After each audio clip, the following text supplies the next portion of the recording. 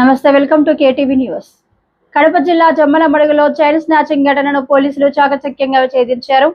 లక్ష్మీనగర్లో పక్కింటి మహిళను టార్గెట్ గా చేసుకుని స్నేహితుల సహాయంతో బంగారు గొలుసు దొంగిలించిన ఘటన వెలుగులోకి వచ్చింది. మార్చి 25న జరిగిన ఈ ఘటనలో 30 గ్రాముల తాలిబొట్టును లాక్కొని నిందితులు పరారయ్యారు. బాధితురాలు గోవిందు పద్మావతి భర్త రామాంజనేయులు ఫిర్యాదు మేరకు పోలీసులు కేసు నమోదు చేశారు. డీఎస్పీ వెంకటేశ్వర్ల ఆదేశాల మేరకు సిఐ నరేష్ ఆధ్వర్యంలో దర్యాప్తు చేపట్టారు. వాహన తనిఖీల్లో గొరిగినూరు క్రాస్ వద్ద అనుమానితులను అదుపులోకి తీసుకున్నారు. విచారణలో నిందితులు నేరాన్ని ఒప్పుకున్నట్లు తెలిపారు. ఆర్థిక ఇబ్బందులు, అప్పుల ఒత్తిడి కారణంగా ఈ దొంగతనానికి పాల్పడినట్లు పోలీసులు వెల్లడించారు. నిందితులను మీడియా ముందు హాజరుపరిచారు.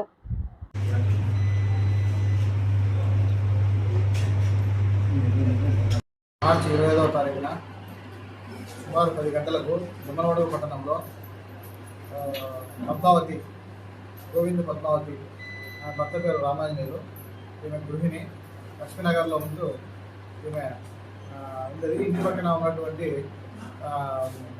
ప్రభావతి, ముత్తునూరు ప్రభావతి అని ఆమె సుమారుగా అవసరాల నిమిత్తం అప్పులు చేసుకుని ఆ అప్పులు తీర్చడానికని అప్పులు వాళ్ళు ఒత్తిడి చేయడంతో దాన్ని ఏ విధంగా చెల్లించాలనే ఉద్దేశంతో ఈ గోవింద్ పద్మావతి ఆమెని టార్గెట్ చేసి ఈమె కొద్దిగా అంతగా యాక్టివ్గా ఉండదు.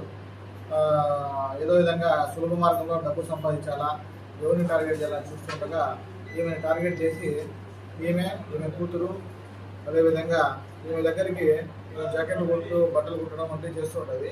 కుట్టడానికి వచ్చినటువంటి నూర్బి అనే మహిళను మాట్లాడుకొని ఈ దొంగతనం వంటివి చేస్తే ఇలా భయపడించి కానీ ఇలా దొంగతనం చేసి కానీ చేస్తే దాంట్లో సహాయం చేస్తే మీకు కూడా కొద్ది మొత్తంలో డబ్బులు ఇస్తామని చెప్పి ఒక పథకం పండిన తర్వాత ఈ గోవింద్ పద్మావతి ఆమెని 25వ తారీఖున మా ఇంట్లోకి చీరలు చాలా వరకు వచ్చాయి, కొనడానికి ఏమైనా నీకు అవసరం ఉంటుందా లేదా ఆమె ఇన్ఫర్మేషన్ అనేది పంపించడం జరిగింది. ఆ ఇన్ఫర్మేషన్ మేరకు ఆమెకు అవసరం లేకుండా కూడా చీరలు చూడడానికి వస్తే ముందుగా పథకం ప్రకారం 2 మహిళలు గురుకాలు వేసుకొని వెనక నుంచి ఆమెపై దాడి చేసి ఆమె మెడలో ఉన్నటువంటి 3 తులాల తాలిబొట్టు గొలుసును తీసుకుపోవడం జరిగింది. ఆమె గట్టిగా కేకలు వేసి చుట్టూ పగలను పిలిపించే లోపల అక్కడి నుంచి వాళ్ళు ఉన్నారు, ఇద్దరు ఎస్కేప్ అయిపోయారు. ఆ సందర్భంలో ఉన్నటువంటి ప్రభావతి ఏమీ తెలియని అమాయకురాలుగా ఆమె దగ్గరికి వచ్చి ఆమె ఓదార్సు ఇట్లా ఎవరో గుర్తు తెలియని వాళ్ళు ఎత్తుకున్నారని చెప్పి ఆమెంతా కూడా షో చేసుకుని ఇంటి పక్కల వాళ్ళకంతా కూడా చేయడం జరిగింది. తర్వాత ఈ విషయం అంతా సర్దుమరిగిన తర్వాత మళ్ళీ ముగ్గురు కలుసుకొని ఈ బంగారుని ఏ విధంగా అమ్మాలా అనే విషయంలో నూర్బీని తెలియజేయడంతో నూర్బీకి సహాయంగా చెన్నై అనే వ్యక్తి అతని ద్వారా ఎక్కడ అనుమానం రాకుండా జమ్మలమడుగు, పొద్దుటూరు పట్టణాల్లో అయితే ఎవరో పట్టుకుంటారనే విషయంగా 2-3 రోజులు నక్కి ఉండి వేరే చోట ఎక్కడైనా అమ్మాలని చెప్పి ఈరోజు వెళ్తుంటే వాళ్ళని అరెస్ట్ చేసి వాళ్ళ వద్ద నుంచి సుమారు 3 తులాలు ఉన్నటువంటి ఆమె గోవింద్ పద్మావతి ఆమె పోగొట్టుకున్నటువంటి చైన్ను రికవర్ చేయడం జరిగింది. అదేవిధంగా ఈ గోల్డ్ను అమ్మడానికి ఉపయోగించినటువంటి చెన్నై వద్ద నుంచి సెల్ ఫోన్ సీజ్ చేయడం జరిగింది. ఈ నూర్బీ అఫెన్స్లో ఉపయోగించినటువంటి గురికాను కూడా సీజ్ చేశాము. వాళ్ళ ముగ్గురు కూడా కారులో కడప నగరానికి వెళ్ళి కారులో ఈ బంగారం అమ్మి డబ్బు తీసుకున్న తర్వాత పంచుకోవాలనే ఉద్దేశంతో కడపకు వెళ్తూ మార్గవంతంలో పట్టుకున్నాం కాబట్టి ఆ కారును కూడా సీజ్ చేయడం జరిగింది. దీంట్లో ఇంకా ఒక ఆమెను అరెస్ట్ చేస్తుంది. ఆమె వీళ్ళ తొందరలో ఆమె కూడా అరెస్ట్ చేస్తాం. ముఖ్యంగా ఈ విషయంలో చెప్పేది ఏముందంటే ప్రజలందరూ కూడా పోలీసులు పదే అవగాహన కార్యక్రమాలు పెట్టి ప్రతి చిన్న గ్రామాల్లో కానీ చిన్న సందుల్లో కానీ కెమెరాలు అనేవి పెట్టుకోవాలని చెప్పి చెప్తున్నాం. ఏదైనా నేరం జరిగిన వెంటనే పోలీస్ స్టేషన్కి వచ్చి కంప్లైంట్ చేస్తే వెంటనే మేము రికవరీ చేయడానికి కానీ సాక్ష్యాధారాలు వెళ్ళిపోకముందే దాంట్లో ఆధారాలు సేకరించి వాళ్ళు పట్టుకోవడానికి వీలు పడుతుంది.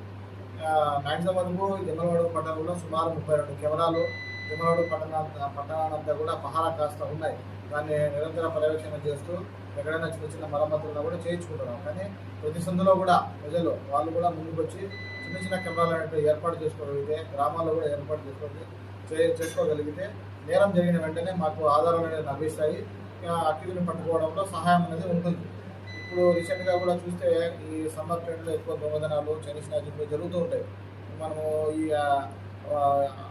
నేరానికి గురైనప్పుడు బాధితులు ఎవరైతే ఉన్నారో వాళ్ళు షాక్కి గురైపోతారు, సరైన ఆధారాలు ఇవ్వలేరు. మాకు వాళ్ళకి సంబంధించినటువంటి ముద్దాయికి సంబంధించినట్టు ఏమి ఇవ్వలేరు. అదే కెమెరా ఉందనుకోండి, పోలీసులు వెంటనే రంగంలోకి దిగి వాళ్ళ యొక్క వివరాలన్నీ సేకరించుకొని వెంటనే మేము అప్రమత్తమే మిగతా వాళ్ళకు కూడా ఇన్ఫర్మేషన్ షేర్ చేసి చుట్టుపక్కల పోలీస్ స్టేషన్ వాళ్ళ హెల్ప్తో తొందరగా పట్టుకోవడానికి వీలవుతుంది. కాబట్టి దయచేసి మీ పోలీసు వాళ్ళు చూపే విజ్ఞప్తి ఏమంటే కెమెరాలు అనేది రక్షణ కోసం ఖచ్చితంగా పెట్టుకోండి.